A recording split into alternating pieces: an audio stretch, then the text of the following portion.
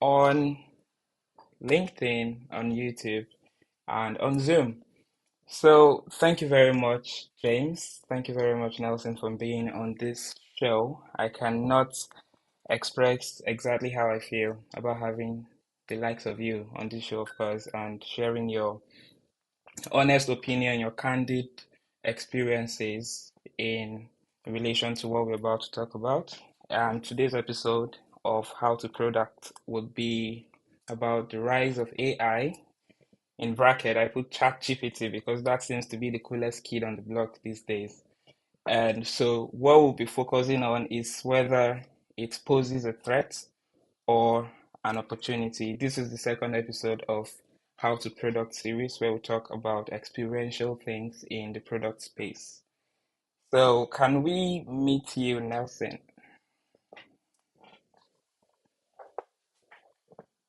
All right. Hi, everyone. Good evening from here, irrespective of where you're joining from. My name is Nelson Bushimbio. I'm actually a product manager and a team lead, a business strategist, product manager, and a team lead in Conduit Technologies. So what Conduit, do is we're actually a data infrastructure, more or less an open finance infrastructure that actually enables seamless access to financial data. So we consolidate data from different financial services and make them available to users out there, or probably companies, to do business better and enable developers, improve on their day-to-day tasks and actually meet their monthly and quarterly targets. So yeah, that's who I am and that's what I do. And when I'm not in the field, yes, so when I'm not working, Yeah. I'm a church boy. You always find me in the church. Yeah, I was going to say you need to throw a bit of a fun fact about you into the mix. Let Yeah. it not all be work, work, work. Yes, that's fantastic. Thank you, Nelson. And over to you, James. Can you hear me? Fantastic, I can hear you. All right. I'm James. I am a product designer. I am the lead product designer at Crust, a fintech and a bank, digital bank for agriculture. At least that's what we're building. Mm. And I love all things design. I love to talk about philosophical subjects, or at least talk about the philosophy of every subject. I love the human experience. I love to think about it from different angles. I enjoy watching documentaries. I love egusi soup Ah, and yeah. pounded yam. Amazing. Yeah. And I mean, lastly, I'd like to be known for building products that redefine the human experience and make life not better but differently. I mean, travel in different trajectory than probably people imagined before my work came by. Yes, that's what I am. Mm, amazing. That's just like you've managed to touch on every part of your life, including your food, your passion, and everything.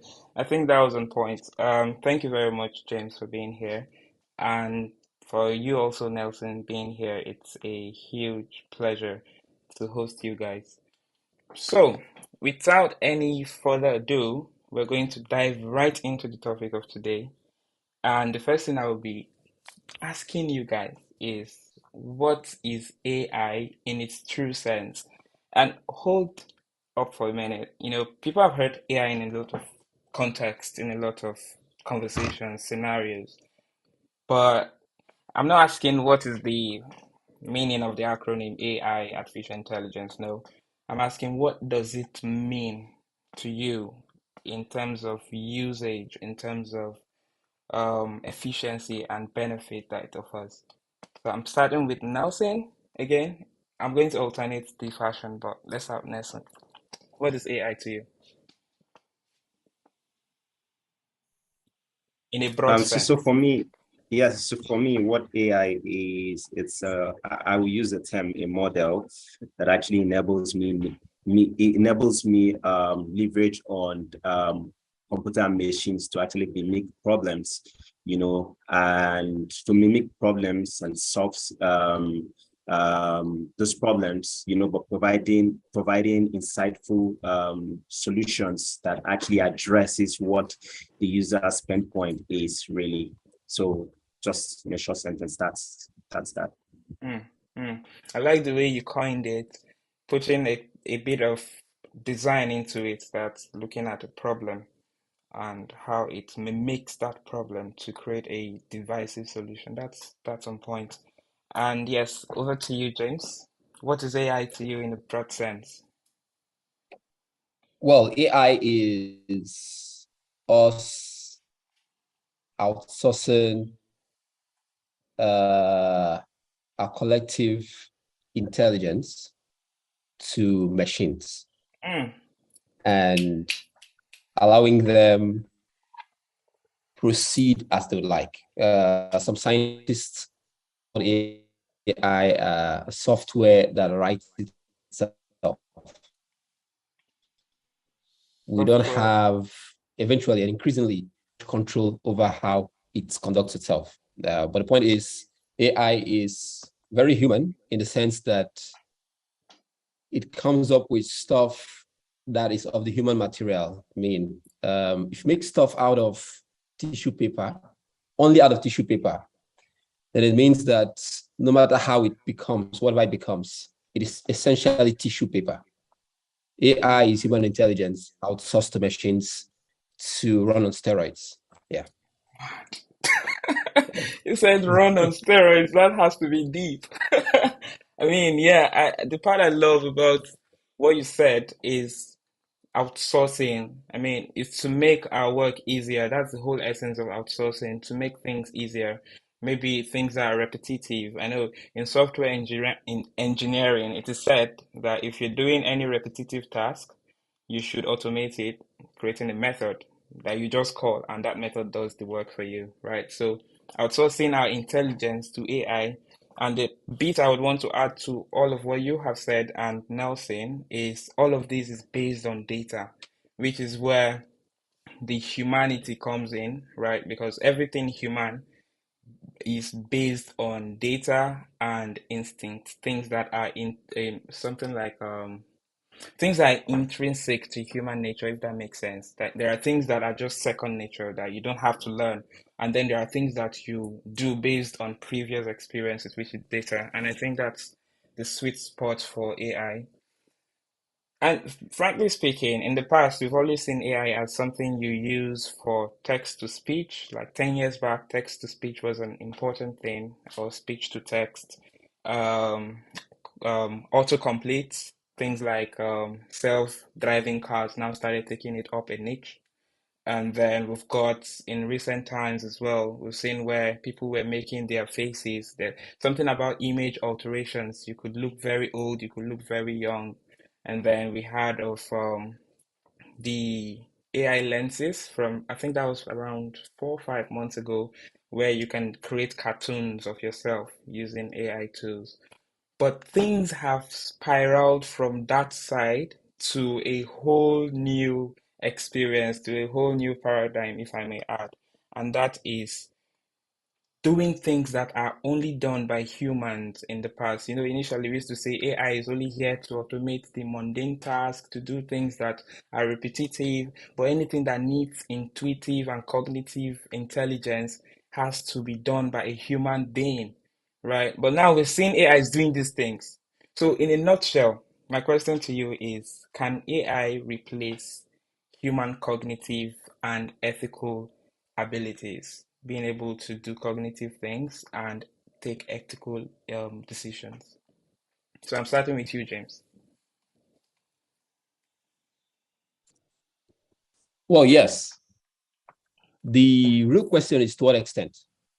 Mm, Um, so oftentimes in most things technology, by the time a subject is mainstream, it has been used and reused in different forms in the military and intelligence sector of society many times, many times. In fact, what we really get in mainstream usage or society typically are things that they have judged to be okay to introduce into society.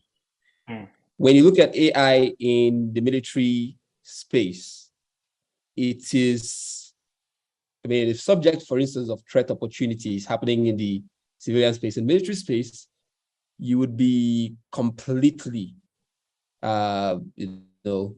scared, depending on how you look at AI, or have this overwhelming awe of what it can do, it can do. Yeah, so AI can mimic humans, replace humans, make very intelligent decisions, but to what extent? There is something that makes humans humans that for you to replicate, you have to identify. The question is, have we identified it? Are we more than, for instance, the ability to smile and cry when we are emotive or being emotional, which is something that scientists have spent a lot of time trying to get machines to mimic or to label something as bad or good? Is that the sum total of what we are? Are there things, for instance, in our bones and veins that scientists think do not contain cognitive material that in fact contain cognitive material? Because to replace anything, you have to essentially get that thing, put it apart, get it completely in its parts, and then replicate. So if there's something missing, if there is, you know how they say a knot has gone loose when a person is misbehaving, it's something missing in our sort of programming or development of artificial intelligence that is key to the subject or to the entity of humanity, then that's the extent to which it might not completely get it. But if it's just about cognitive abilities based on, what the brain can do, AI does that amazingly well. As a matter of fact, we've seen that AI is able to process information at 100,000 to a million times faster than humans, in milliseconds. Do things that humans will not be able to do. Identify patterns in ways we'll not be able to identify, because it's taking not just conscious intelligence into use, but subconscious. That thing that makes you realize that some second before something happened, you saw it but didn't note it. Yeah. AI takes it into its conscious cognitive processing. And so, yeah, AI can replace humans cognitively. But how well in terms of the emotional aspects of humanity, in terms of the ethical and the moral aspects that make us human, is the question, is the real question for me. Wow. You've managed to create a new question from the question I asked you. But yeah, I loved two major things from what you said. And one is, in summary, AI is able to do everything a human can do to the extent of its exposure. As much as it can see, as much as can be programmed to it, AI can definitely replicate. But whatever is still abstract to it in terms of humanity, maybe in emotion and all of that, there are no parameters to quantify emotion yet. So definitely AI cannot maybe express emotion. Then the other aspect you said is, we humans have both the conscious and the subconscious, right? But AI operates entirely in the realm of the conscious. So everything that is meant to be in the subconscious is actually brought to its conscious focus. And I think that is the advantage it has over humanity in general, in terms of efficiency, speed, performance, and everything. So I love those 2 points from what you've said. That was absolutely beautiful. I'll be pushing the button over to you, Nelson. What do you think? Can AI replace our cognitive and ethical abilities? Okay, so just like James said, for the cognitive and ethical abilities, you want to say it's a yes or no, I think he has actually touched on the light, some areas there. But what I would say is, as much as there's a huge potential that AI can automate faster everything that a human does, right? There are still other areas, in the workspace that AI can completely replace human skills, because we all understand that AI fits on data, and that data has to be supplied by someone, which is a human. AI itself cannot create that data except it's given that data. And sometimes we come to realize that with most of the tools that are being built out there, right, it is critical to keep watch, because a human can be biased and then fits the AI with, a data that is not substantial, limiting it based on its knowledge, right? If it goes live, it can pick based on what is being asked and how it's being trained. But if it's being trained to be biased, it can be biased, right? I've taken some tools out there and it's funny, so yes, to the essence of being conscious about what it does and how it does it, it's limited, because that data belongs to a human. A human can think critically and then feed a particular data to this AI. So to an extent, I don't think that 100% it will replace, or take out people jobs, as people would say,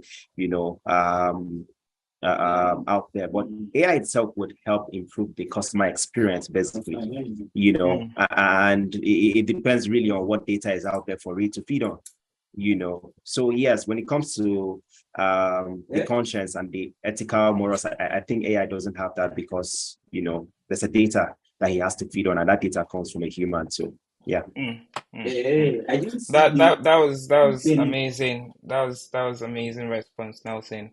Yeah, I think the major thing that stood out for me in your conversation, in your explanation, is that there is a limitation in terms of data, right? It's what they call commensalism. I hope my biology is still right, where we have like mutual benefit. AI leverages the data that we churn, and then it uses that data to improve its intelligence. If there are no humans to produce more data, then it's limited by the amount of data that it can get to create more intelligence, if that makes sense. So I think it is, yeah, I mean, we have to coexist in a way, but in terms of replacing human, from what both of you have said, you have a trend in your conversation about its ability to replace us being limited. But um whether it is a more efficient pathway in doing what we do is no doubt. AI is more efficient. They are faster, they have higher scope, they process at unbelievable speed, right? But whether they can replace us to what extent is left for debate, right? Depending on how much exposure they have to what humans do. Yeah, so I think that was great, really. The next thing is now looking at a more close case study of ChatGPT. I first saw GPT-3 in 2020, I think. That was built by OpenAI.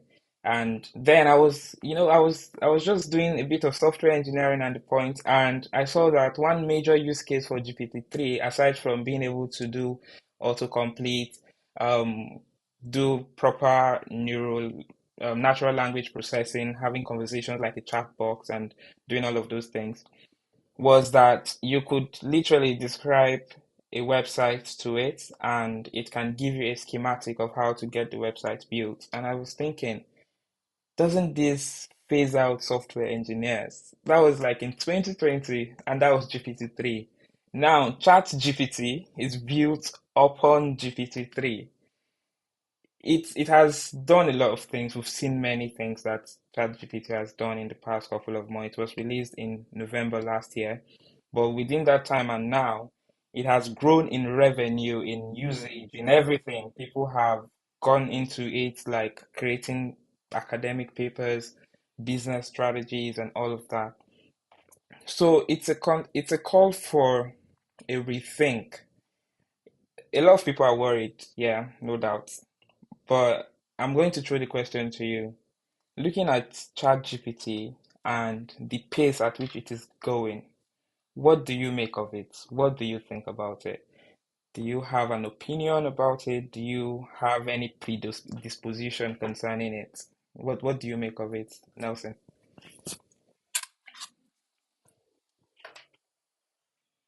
Uh, okay. I think Chat GPT, to my knowledge, yeah, the little I've been able to use it for, and then the experience I've had. I think it was Yeah, I started using it last year. Yeah, I mean, because just a test run, right? And it's I remember research that I would roughly use about 2 to 3 days, to come up with, because I need to test many samples to come out with an accurate, scores that actually tells me, that validates the reason why I'm doing what I'm doing. Right. If I found out that if I want to use, 1 to 4 days, to do those sample or tests, I just, I tested it and I did it. I did it in 45 minutes, Wow. and I was like, okay, what do we have here? I think it's critical for especially product managers out there to understand the efficiency that these AI tools actually brings to the table, and then provide for their day-to-day activity. I would say a PM rather, job is to a regular PM job, a regular PM job right now, is to build solutions that meets a user's need, right? But an AI PM, in time to come, will build solutions that meets the user's needs, solutions that comes that solutions with data rather, that actually meets the user's needs. Because at every point in time, right, every digital product we currently see right now will have a touch of AI in the future to come, right? And it is the best time for us to start thinking of how do we position ourselves, right? I know a lot of people are scared right now. Oh, is it going to take my job? Is it going to kick me out of the market? Well, I don't know. I don't know from now, but it depends on how you position yourself, on how you leverage on what you currently have. So it is here to stay, but it will make our work faster, and it will give us a better understanding on the areas especially the areas that we are limited in our research. So Wow. I think that's really what I have to say. Wow. Yeah, that sounds fabulous. Like I made out two major points as well from what you said. One is that it's going to, of course, help us, specifically talking about ChatGPT, which is currently being used by a lot of product managers, if I'm being frank. It's going to help us make our work easier. And the other part to what you said is that we need to position ourselves. It's like a flow. You can either try to stand as a resistance and let it overwhelm you, or you go with the flow and position yourself to leverage that current. Yeah, so those are the two major things I picked out, and I think that is very important, especially with the unrest that comes with ChatGPT and people being scared. But I would like to hear your opinion, James. What do you make of ChatGPT as an AI tool and in the product space? Okay, so nice submission, Nelson. And of course, like I like the way you sort of the points you brought up from what Nelson said. So I like to approach subjects like this from the general to the particular again, because ChatGPT is one aspect of AI, and so we need to understand what it is.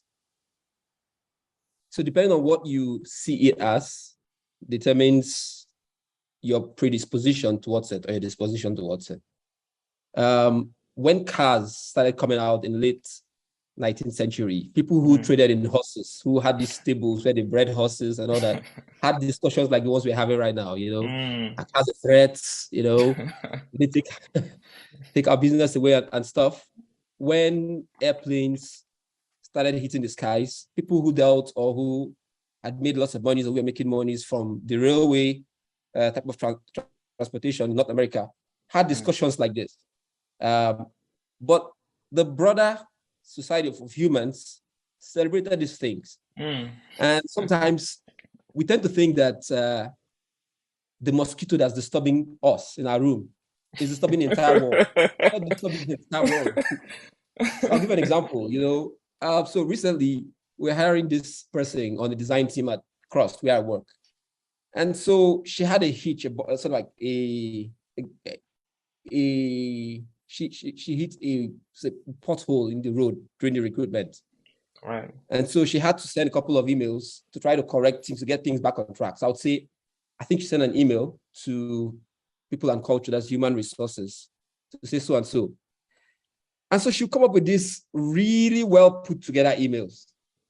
Now, I wrote quite a bit many years ago. I used to write before I moved on to something else. So she sent these emails, and I would have to look before I say, okay, you send it to human resources. And they looked so well put together. So she would send it. Some development was okay, get right on that one. She'll send it. So at some point I said to her, using ChatGPT, aren't you? And she said, she laughed. And I said, confess, I said, well, yes, I used ChatGPT to come up with that. And just by the way, there's someone in here who's listening who asked me, he saw me put the flyer for this program on my WhatsApp status, sees it and reaches out to me, friend. Here he says, what's ChatGPT? So my friend, ChatGPT is simply a more interactive computer program that can answer, come up with solutions to. So instead of thinking, for instance, when you type what is a cup in Google, and it gives you articles that have been written by ChatGPT, just talks to you like it's human. Maybe afterwards you can reach out to me. I'll send you a link. You can go try it. I know you can hear me right now. And so for that lady, she can't be thinking about whether ChatGPT is good stuff or bad stuff. She's a product designer. And the same thing goes for just about everything else. See, most people are not product professionals. Most people are not lawyers. Most people are not doctors. All people are humans.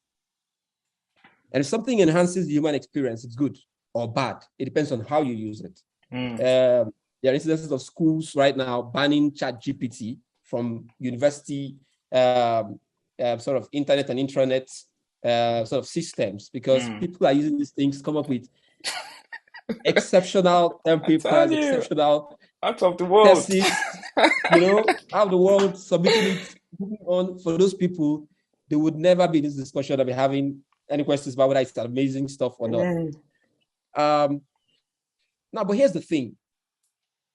Away from cars, bicycles, generators, televisions, microwaves, which were inventions, really not different than ChatGPT in the sense that they come to enhance our daily life, not different. If you think about it.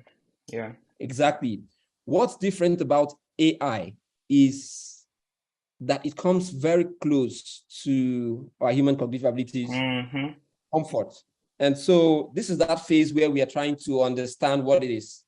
10 to 5 years from now, children who are probably 7 right now or 6, who start using these things and playing with them into their early teens, for instance, say 12, 13, 14, would feel very natural with these things and would simply just use them as a way of life. They will probably stuff a lot faster and more quality stuff, because AI picks the best of our collective outputs. Right. There's some bit of Nelson, some bit of Joshua, there's a bit of you, each of you here and me, in AI. So it's like we give birth to a child, like we all contribute to some DNA, and the child comes up and say, is this child human or not? Should we kill this? Well, we produced the child. Yeah. Recently, I got an email from Appen. Appen does research or helps companies to facilitate research worldwide. They asked me to take 10 pictures, 8 of myself alone, and 2 of me and 2 other people as part of some African study for China. So China is studying Africans. I want pictures, and I can bet it's for that AI research, because once you don't get as realistic, images, because you find something to say, so I'm contributing to what the artificial intelligence that they come up with depicts as African. No matter what I think about it, it's us. It's not created from thin air. It's coming from what we're doing. And so ChatGPT gives answers that's a composition of everything that we've come up with. So if you think about it, it's good to the extent that a human is neither good or bad, depending on whether it's a criminal or not. The same society that produces a thief typically produces the same, right? So, I mean, today we had a rally. We are, trying to get a new president. In the same country, we have these varying characters Yeah. Very same country. So do we throw Nigeria away? No. No. It's Nigeria. You'll be a Nigerian and be one type of candidate or represent some collection of candidates, or the other. So ChatGPT now, as a tool, just to go more directly to the question, particular, is a very useful tool. It helps you perform tasks that before we didn't consider mundane, but which are now mundane. Before, mundane was typical GIGO stuff, 2x2 programmed before. ChatGPT now is swinging an axe at the root of mainstream garbage in, garbage out computing. Yeah. It's having an opinion, sort of. And its opinion is quite smart. So professors are rattled, if you think about it. But for the users that use the product we come up with, who need them faster, for instance. Yep. If you're in Nigeria, you can see that the cash scarcity is a big issue. We try to find ways to go cashless quickly. So we need solutions to come up quickly. So if your process required 2 weeks, we can employ ChatGPT and have it in 2 days. How's that bad? But of course, someone can say, write me an article that dehumanizes someone, that sort of insults a personality. It can come up with something really creative that I can post. Same ChatGPT. But it just depends on who uses what. So what I think is necessary, for instance, are laws and checks and balances around how we use ChatGPT. But as a tool, it's an amazing tool. That was really, really in-depth. I love the way you tabled your perspective. I think one thing that stood out for me is ChatGPT is useful, but how useful it is, whether it will be used for good or for bad, is dependent on who is wielding it. It's like it's a two-edged sword. Depending on how you swing it, it could be used for good or be used to create harm.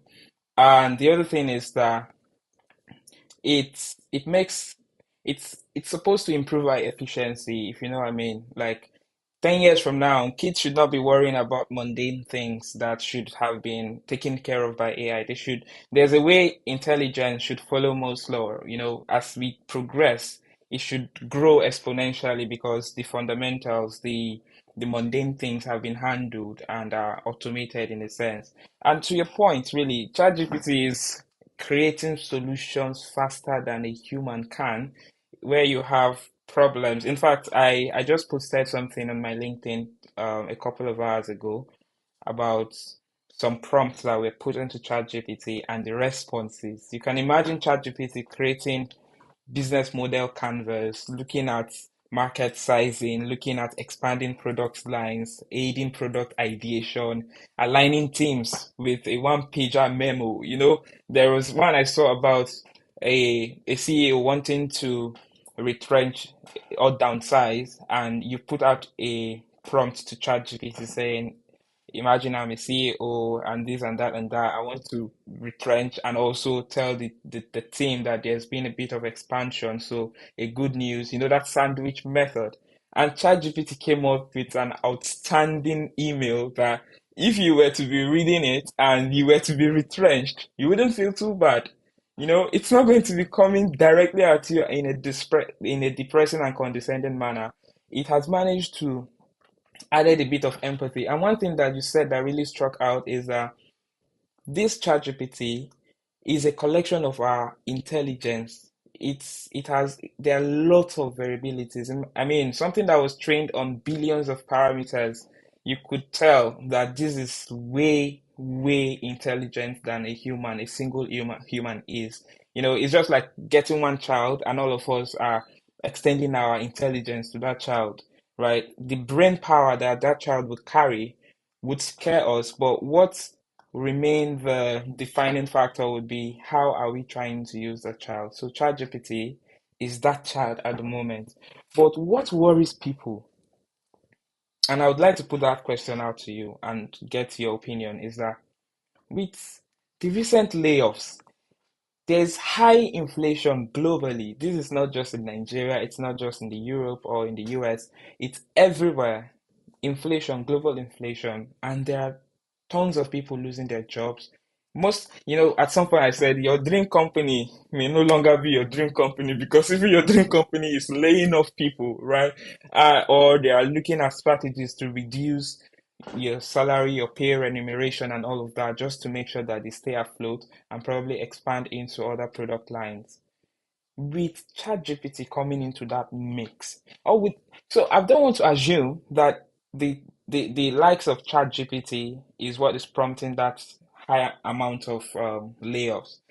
If that is the case, saying ChatGPT has no input into that layoffs, then I just worry on a personal note that having such a tool would either create more avenue for layoffs because now the barrier is being heightened, right? Productivity needs to be top notch. Otherwise, you can be replaced by a prompt being fed into ChatGPT. Your whole job, like what I posted on LinkedIn, is like 77 pages. It's something that would take maybe a startup a whole year or 2 quarters to come up with those documents, come up with your due diligence and everything that tells your business or represents what value proposition your business is offering, right?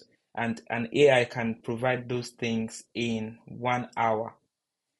Now, with layoffs in the mix, what do you think? Do you think we're going to see more of these layoffs because ChatGPT and many others like it are going to come into play?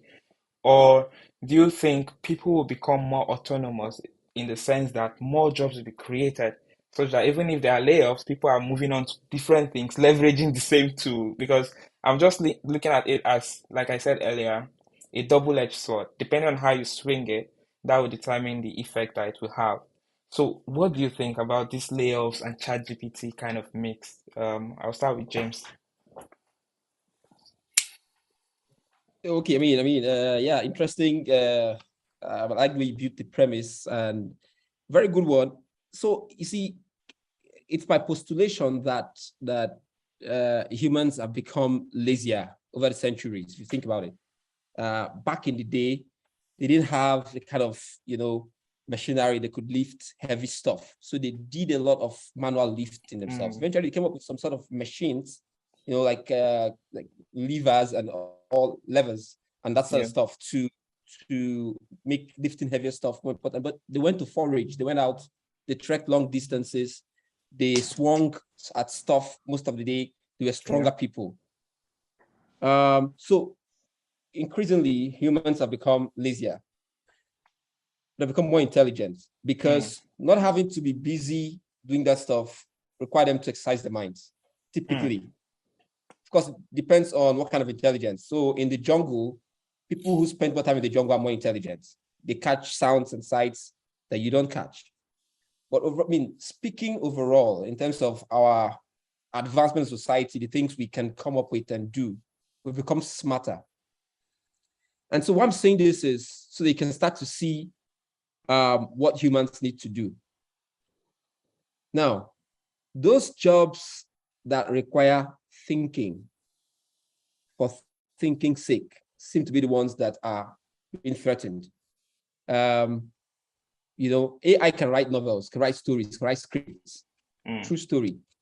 But AI can, for instance, not yet produce a movie, direct it, for instance, coordinate humans. The theory of doing that, or suggestions, or for instance, you feed in a prompt that says, I have these 6 people with these strengths. Write me a plan on how to manage them for a task like this. Let me give you suggestions. But skills that require emotional intelligence, a lot more, empathy, and finding ways to bring in those soft skills into what you do will make you less likely to be replaceable. If you are just really sitting down and doing SWOT analysis, just writing, coming up with basic policies, it's coming for you. If you find ways to coordinate the broader human experience in whatever you do, you're less likely to be let go of. A company is not going to let go of someone who is great with managing humans. And forward thinking. Exactly. Not many team leads were let go during these massive layoffs. Not many team leads.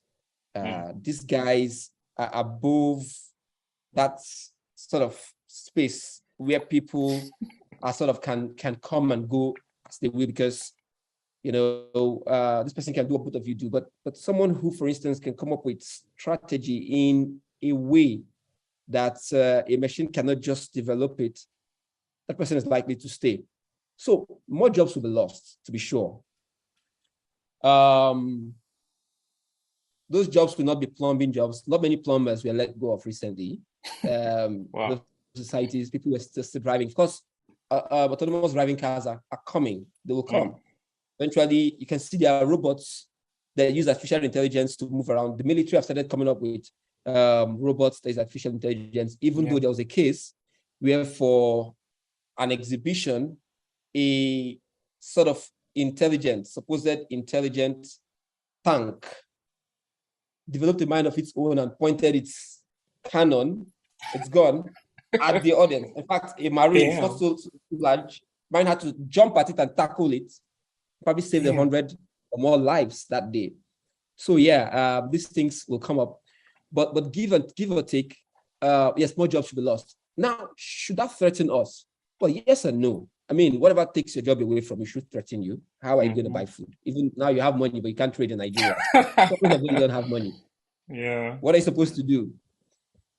But over time, humans have learned to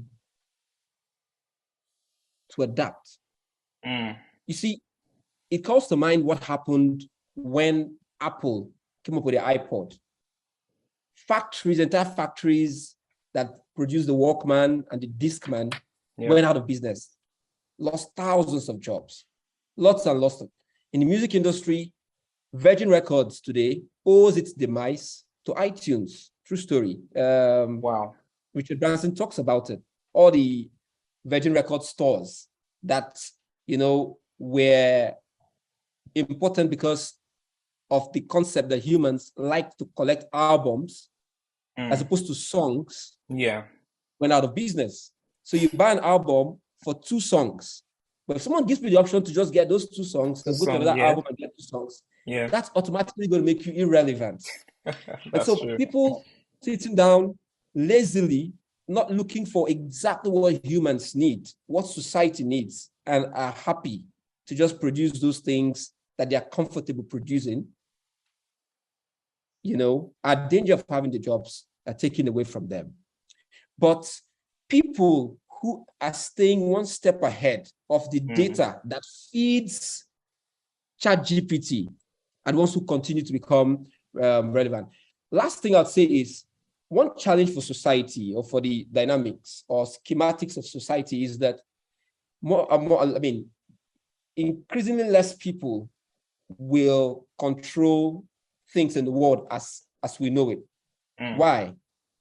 So the guy who heads OpenAI that built ChatGPT, his job is not at a risk if you think about it. Yeah. Right? Yep, absolutely. Yeah, exactly. The collective of people that manage AI will be a relatively very small group of people. And that's one thing, that we have to grapple with for a while. Because when they swing their wand, wave their wand or move a few buttons, it can signal loss of value. So you spent 10 years building this amazingly realistic 3D digital art that some AI can come up with in 2 minutes. Yep. That's true. You're worried because you produce it like, oh, nice, but this dude just did it. And for the guy who needs to put it in his work and move on with it without consent of copywriting, because it's original as it can be. Doesn't care. Something to deal with. Doesn't care really to deal with. It forces us to adjust our mental models of how the world works, to be sure. It forces us to think a lot more about the philosophy of the work we do. What's the real essence of the value you provide? It's probably not what you think. It's not the 3D art that you after all. What else is it? Is it human experience? So can AI come up with what Apple does when it places a device in your hand? That delight that you experience when you turn on these things.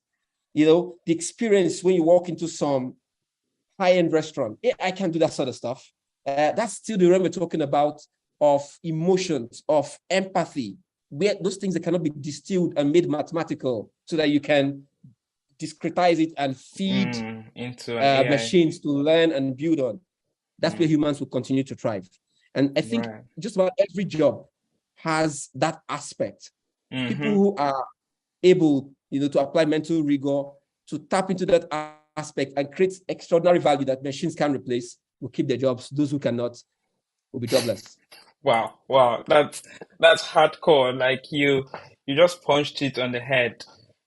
You said a lot of things that are very, very interesting and valid, I think, in my opinion, really. But I'm just so I made note of three things, right?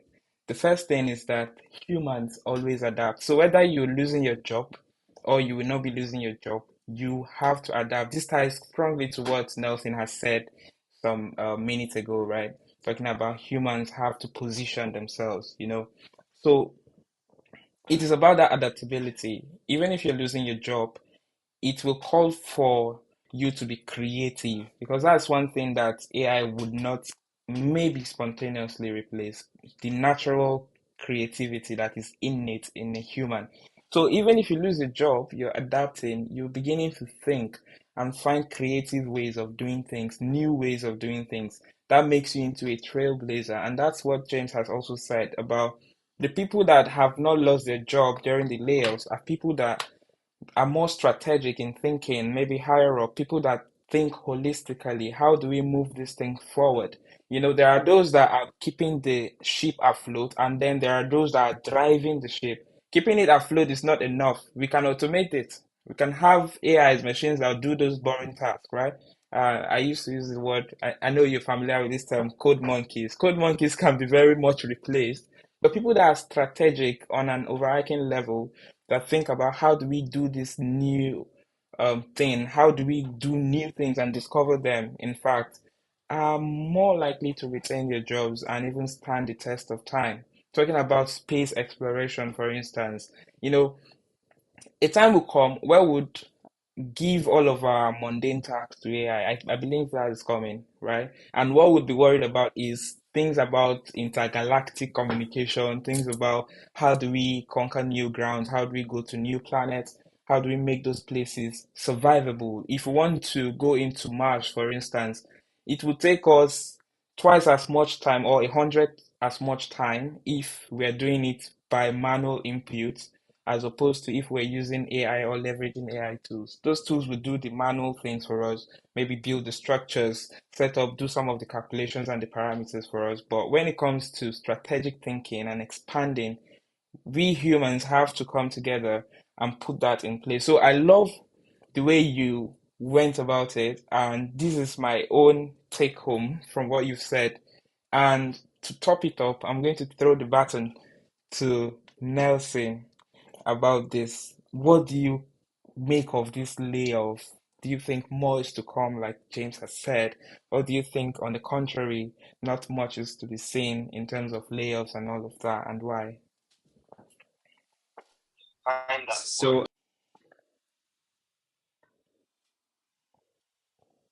okay, so at this point, I start with what Jim actually said. I mean, it was quite an exciting explanation to see the angles. He came up with all these conversations. I think one of the key point that struck me when he was explaining, the first question you asked, and then he said that, you also touched on that, and it's something that is reality, that AI is a collection, the knowledge of AI is a collection of different expertise that are actually posted in the domain, right? And this knowledge are actually professionals and people that have done research, 10 to 15 to 20 years research, and it just goes there and it picks, you get, and it presents it to you. And then it gives you options of what is out there, and it picks out of the best of what it thinks you should get, and that's why sometimes when you see emails or letters from people and then research documents, you're wondering that, how did this guy come about this thing?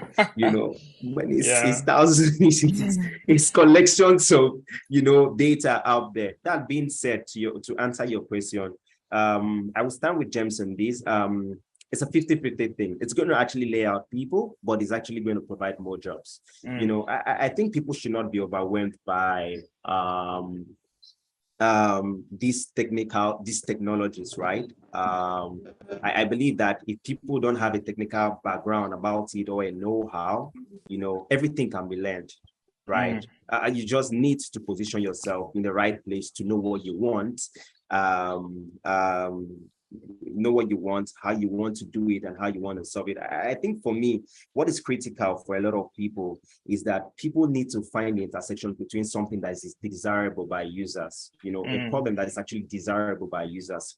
Once you're able to address that, then you want to ask yourself if it actually is viable in terms of business, you know. And so once understanding, seeing it from that aspect, you also want to ask yourself that based on the knowledge you currently have, is it visible based on research?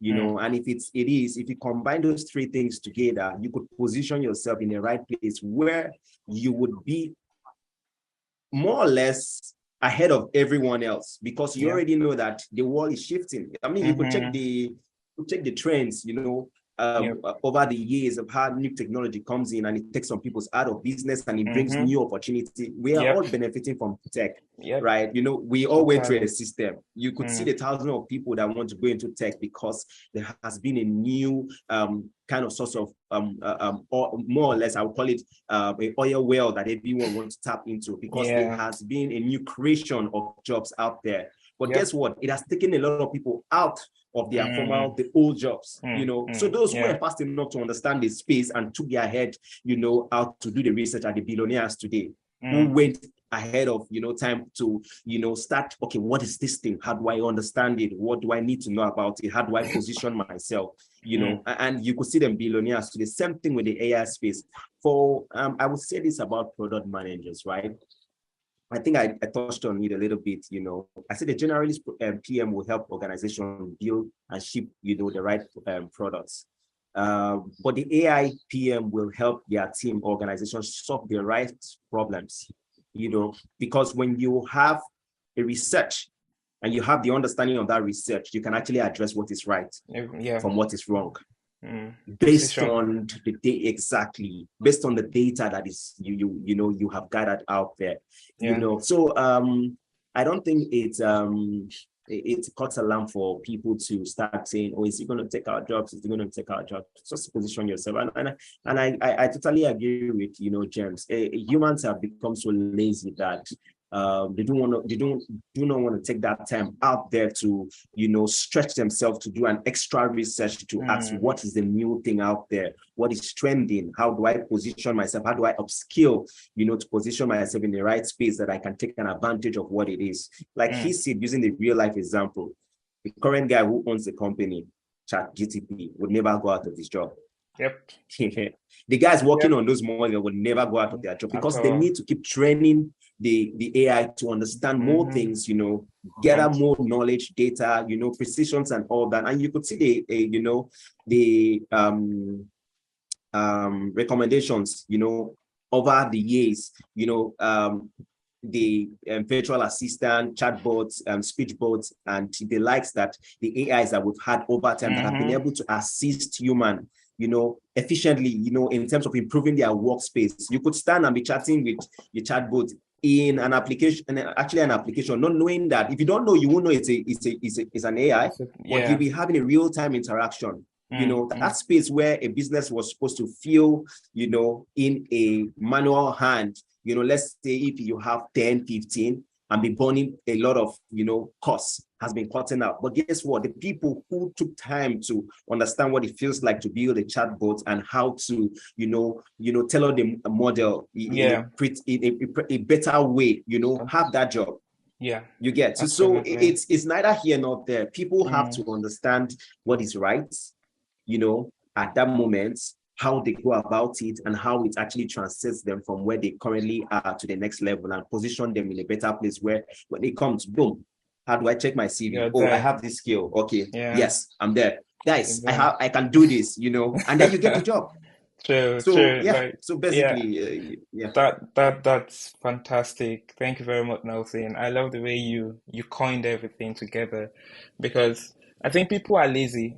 For a fact, people are lazy, and I'm not talking about lazy in manual terms, lazy intellectually. They don't want to think too much. Everything should be within muscle memory. So anything that is going out of your comfort is become too much of a work, an encumbrance, but not knowing that that is our core limitation that needs to be broken. We need to see the trends as quickly as possible, like Nelson has said, so that that paradigm shift either starts with us or starts with us.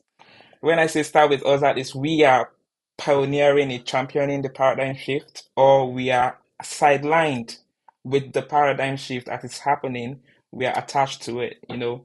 And that calls for us to explore, always look out for a new way to do things. What is the newest way to do this thing that I'm doing? Even if you're doing a mundane job, you don't have to go panicking and just stay redundant or trying to go against the flow. It will come. The current is coming. People would lose their jobs, just like James said very candidly, people will lose their job, but more jobs will be created. So what part of the coin do you want to, what side of the coin do you want to stand on at the end of the day, right? And then, you know, with the concerns that people had when things were moving from horses to cars, from trains to aircraft and all, like James has rightly put, these concerns will remain when there's a new movement. And I think AI is creating a new movement. It's not new per se, but more and more use cases are being found that interferes with our human security. So we are feeling more insecure than we've ever felt before in the past. And so there is a call for people that would pioneer or champion new grounds, opening new opportunities, opening new space. Like I made an example of um the space race. You know, in the past, in 1960s, it was about whether Russia wants to beat the US, or NASA wants to beat Russia in getting to the moon, right? But this day, it is about whether Jeff Bezos wants to beat Elon Musk in getting to Mars, right? And these are individuals, not governments. These are humans, people like you and I, that have managed to build up their wealth, build up their intellectual stamina to come up to this stage where they are looking at things outside this world. And I think that is an important thing for us if we really want to be resilient as humans. We are very much pressed for time, but I've got two more things to talk about. And the second to the last thing that I'll be talking about is the rivalry in AI. So we've got ChatGPT now, and like James mentioned earlier, some conventional things like Google search has been replaced or is being replaced by ChatGPT. You give it a prompt and it gives you more precise information that is useful. Google search, it's I think the reality is that when you search for a term, you get hundreds of pages, but nobody goes beyond page one or page two, right? And that is because you really don't have the time to be exploring multiple responses to see which one fits your criteria best, right? Google has done a good job of ranking it, but that is not enough. ChatGPT is being more precise. It gives you everything you need. I mean, I saw somebody who prompted ChatGPT to come up with his will, and this person that prompted ChatGPT is a lawyer. This is what he does for a living, and he decided to test ChatGPT to see if it would match his experience and capabilities as a lawyer. And he did exceedingly well. This is something that this guy needed to build over 20 years to be able to come to a point where he can write and draft a proper will. And he just gave the right prompt to an AI tool that created it within minutes. So the question now is, Google has seen something about ChatGPT and how people are moving from Google search to using ChatGPT, and I've made an announcement about few days ago in the past week about the Google's AI, which is called Google's Bard AI, and that is a rival to ChatGPT. So on the adjacent scope, we're going to be seeing AI tools that are rivaling ChatGPT in similar offerings. Then on the flip side, we also have this kid from Princeton that created an AI that should be able to detect if an academic text has been written by ChatGPT. So this is actual rivalry anti-chat GPT to tell if something has been developed or written by chat GPT. So that is the two sides to what I'm trying to ask you now in terms of rivalry. There are those people on the adjacent that are trying to create something similar, or competitors adjacent to ChatGPT that are coming up. Then there are those that are creating anti or a reverse version of those AI. This, in my honest opinion, is driving us into an actual, what's it called now? Rabbit hole, right? We'll continue in that way. It's just like Samsung creates a phone, iPhone creates a phone, Samsung creates another one, iPhone creates a new one, and so that continues. But we're having like a tripartite competition going on. When do you think we can come out of such competition? Because it's something that would happen. The question is not about whether it's going to happen. It's already happening. We are having rivals, both adjacent and opposite rivals. But what do you think would be the end of that? Is it going to get us to a point where we self-implode or self-sabotage our future? Or is it going to create more opportunities? Or is it going to continue endlessly? Like, I'm leaving it open-ended to you. How do we get out of that rabbit hole of competition? I create a counter AI, you create an opposite AI, you create an adjacent AI, competition here and there, rivalry and stuff. And how does that affect us in the product space, basically? So I'll start with, I think I started with Nelson. I should start with James. I don't know. Yeah. So James, yeah. Okay. Okay. Oh, well, I mean, I think that it's good. I mean, we know that the Japanese car industry Yeah.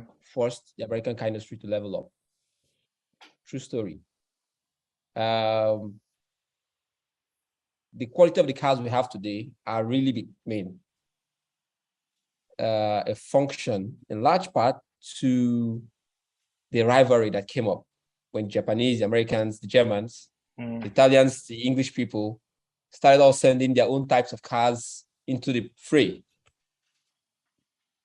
And this is the same in just about every space. There's some dog breeds that we have today because some other dog breeds came about. So they bred new types of dogs because some other guys bred some type of dogs. It's the same everywhere. Some planes that we enjoy today as good as they are because some other companies came up with some other planes as an answer to some other planes. Artificial intelligence is like the hottest subject. There's a time when cars were the hottest subject, in human space, in human, societal consciousness. Now it's AI. Well, talking about BARD, we saw their botched demonstration, which cost them a lot. It wiped $100 billion of Google's value because it demonstrated it performed badly. People responded. It's always been good for humans or for society, for the marketplace, when guys at the frontier start to compete. So, but what happens is it goes on for a while, then stabilizes. We start to see, so if ChatGPT, for instance, is having undue monopolistic advantages, it can be checked. And then we go back and forth, then find something that works. And it's always best for the rest of us. So I see this happening for another 1 year, start to slow down sometime in the second year, at the most, because the capabilities of AI are really just starting to show, to be honest. Right. True. I want to predict that sometime in the near future, when jobs are being advertised in the product space, during your hiring, they will require you to show how proficient you are using AI. I want to predict that. Because there are levels to prompts, to how you prompt AI, software to give answers. So what it means is Nelson can use ChatGPT for the same subject and get better results than I can do it. True story. And at some point, if Matthew comes to the same recruitment and say, oh, well, I don't use ChatGPT, I use something else. that's not well known, but it's fantastic. And it demonstrates these things how to give advantages. And to keep, true story. That's true. You know, Absolutely. and eventually we start to see that there'll be levels to these things. It's always been good. It's what makes the human experience all that interesting, right? But the important thing is to never lose sight of what these things really are. That is tools. Nobody remembers the names of the assistants of Leonardo da Vinci while he painted the Mona Lisa and painted everything else he painted. He just simply said, "Get me paints, get the paints, give me the other brush." Yeah. The painting comes out about the Da Vinci by the assistants. And that sort of lies at the root of sort of every subject we have about AI, its employment in work. And it's easy to get lost in the conversations, as these guys sort of compete. Yeah. But as product professionals, we should look beyond that and start to see, for instance, when every AI software submission is made, what should we look out for? More importantly, how should we learn to use these things? It's important, for instance, to once in a while carve out time every week, for instance, to play with AI to see how well they're used. To learn how to use them. They'll become as useful as Microsoft Excel and Word quite soon. They become just tools, really. Just like you use Jira. Like Jira, really. Figma, $20 billion company. Yeah. But it's a tool.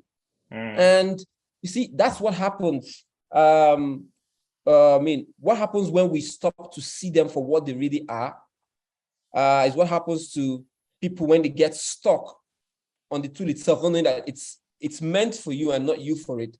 So you see, for instance, Adobe sitting on on Adobe XD for a long time and getting comfortable, or Microsoft sitting on Microsoft Word and Excel until Google comes up with Google Sheets, spreadsheet, Google Docs, or Figma comes up with Figma, you see.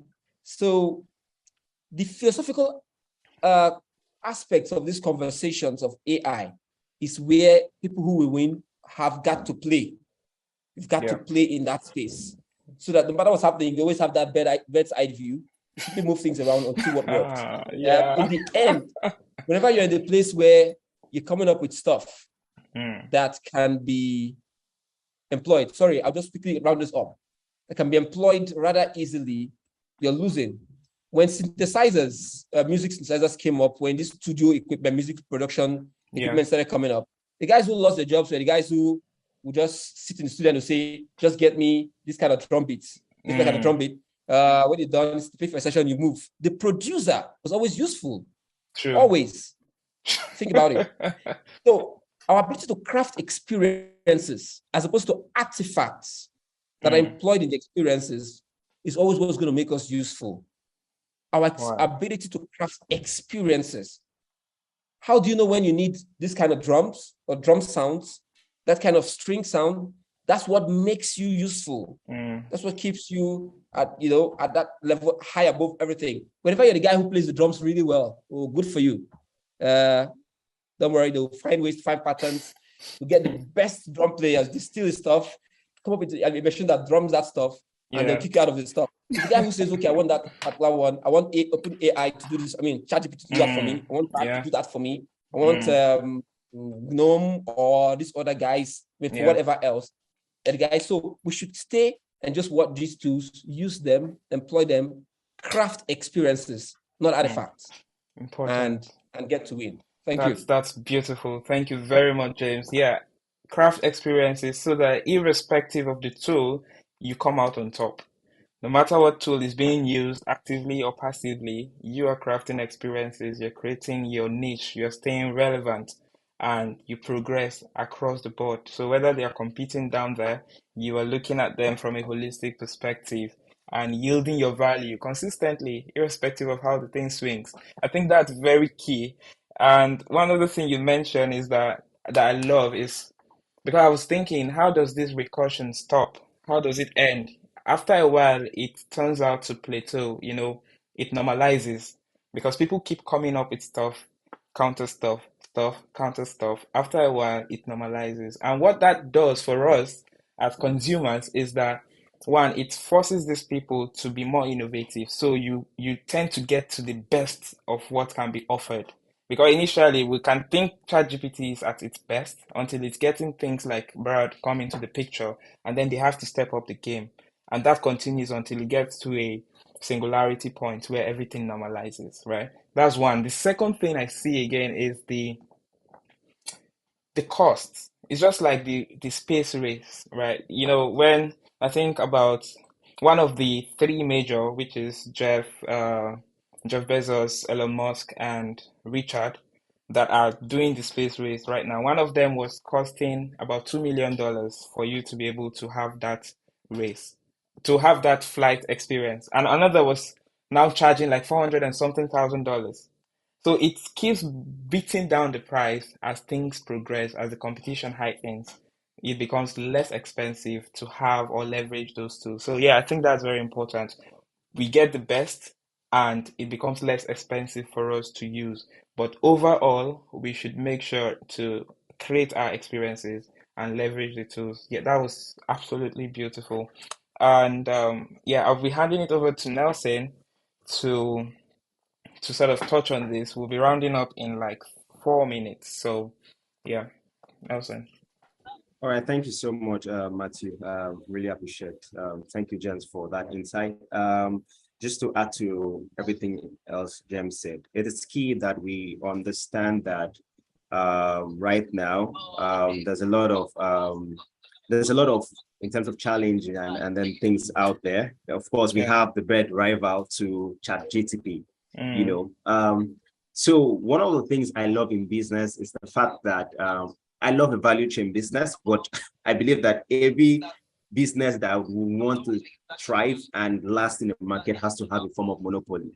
They right. will have a form of monopoly, right? And we could Yes. see that with Google already.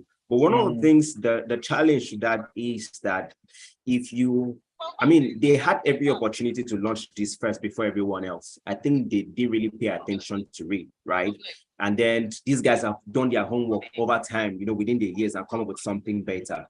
The only way I also seen them, going against them is okay. So Chat GTP have started, charging for premium for beta features, right? People can decide to actually do those beta features and give it up for free for 5 years because they have mm, the funding to do that. And then, the next person who comes into the market is like, oh, how do I beat this guy? You have to start, like you said, think innovatively to see how you create yep. something beta, something better for everyone else, Mm-hmm. and the market itself. So it's a key thing that we need to understand is what I like the fact that because they would be in that space of competition, they will be forced to think critically to want to come up with something best, Better. to Yep. stand Mm-hmm. as better, to stand as the best man in the Mm, market and the yeah. best go-to person in the market for whatever needs people Let the want. best man win. Exactly, let the best man win. But Yeah. the challenge is people would come, and one thing with humans is that if humans have actually understood and know that there is a market in a particular space, everyone will rush into it. Yeah. And over time, you'll see the rush, and over time there will be a quiet in it. And the Mm, next person will be looking for something else that to innovate that would beat the current, mm-hmm. AI products in the Trend. market, and then everyone will jump into it. But of course, it has That's always been like that. We would be expecting more of this. So yeah. yeah. That's amazing. Thank you very much, Nelson. Yeah, I think people would definitely keep coming up with new things, and we just need to not just sit on the sidelines, but get actively involved and see where we can leverage those opportunities. So, if there's any question from our online listeners that are on the Zoom call, you could put them in the chat, and so that we can just one question basically before we call it a wrap. But I'm just going to read one thing that I saw and I found very interesting, and I'll leave that to you as a thought as we wrap up. It is a prompt that was given to ChatGPT. So it says below was the response from ChatGPT when asked on the possible threat it's facing with the advent of bird. Right? Now, its response says, once upon a time, in a small village, there lived a man named John. John was known for his intelligence and hard work, but he was also known for his jealousy and resentment towards those who were more successful than he was. One day, a new visitor arrived in the village, an AI machine named Sam. Sam was unlike anything the villagers had ever seen before. It was faster, smarter, and more efficient than any of them. John immediately became envious of Sam and felt threatened by its presence. John spent his days scheming against Sam, trying to find ways to prove that he was still the smartest and most capable person in the village. However, no matter how hard he tried, he could never compete with Sam's advanced abilities. One day, a great disaster struck the village. A massive storm swept through, destroying homes, crops, and lives. In the aftermath, John and Sam were the only ones left standing. John was faced with a choice. He could either continue to be jealous of Sam or he could work together with it to build the village.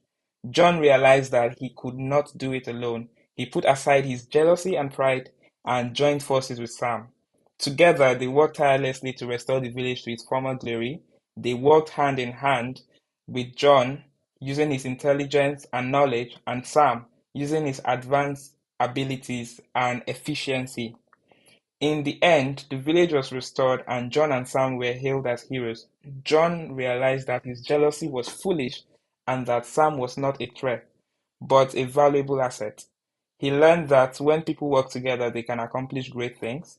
From that day forward, John and Sam were the best of friends, and their partnership was a shining example of unity and cooperation. The villagers learned that they could not judge others by their appearance or abilities, and that everyone has something valuable to contribute. They lived happily ever after, and the village prospered under their leadership. Every word here has a deep meaning, guys. When I read this, I felt scared, legit, because there are notions, subtle notions that are being made here, talking about leadership, talking about disaster coming, talking about not being able to accurately rival another intelligence. You have to work together. And who knows, are we the villagers that are going to be swept by the storm? Are we John that are feeling threatened? Are we, it's a question for us to ponder about. This is what this AI has come up with in response to having a rival in the space. So I'm just going to leave this out here. If you did not get the full thing, you can come back and listen to this podcast and listen to this last part as well. Then think critically about what I've said. Then you'd get what I what I was, feeling when I first read it. It's a call for concern, but well, not to create a conspiracy theory, but yeah, we'll see. And yes, this brings us to the end of our live podcast. I want to really appreciate you, James, for taking out the time, and yourself, Nelson, for taking out the time to make it to this show. It was a beautiful conversation. I thought that I learned a lot, and I know you have also learned a lot, being able to explore the nitty-gritties of this topic. I'm sure a lot of people feel inspired and will be inspired when they finally listen to this by your opinions, by your conversation, by your thought process, and your perspective. And yes, calling it a wrap on today's episode of How to Product. Don't mind me. Yes, and until next time, I wish you an amazing experience. So, cheers. Yeah, thanks for having me, Joshua. Thank Bye. you, James. Thank you. Yeah. Thanks. Thanks, Yep. Bye, Joshua and everyone. Nelson and everyone else being here. Yeah. Thank you. Thank you very much. Bye. Goodbye. Recording